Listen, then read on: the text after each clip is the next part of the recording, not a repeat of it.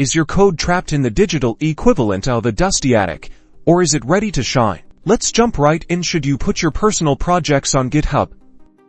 It's a big question, but the answer depends on what you want to achieve first. Let's look at the upside. The pros are pretty compelling. GitHub dramatically increases your project's visibility. It's like having a digital storefront for your code. Potential employers, collaborators, and even users can easily find your work. You also unlock the power of collaboration. If you're working with others, GitHub makes sharing, tracking changes, and merging code simple and efficient. It becomes the central hub for your project. GitHub also offers solid protection.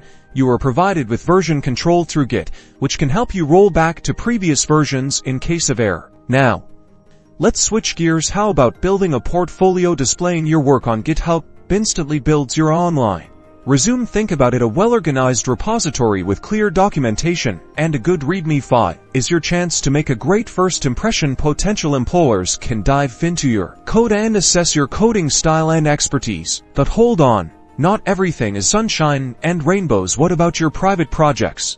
Do you want the world to see that half-finished experiment or that messy early draft?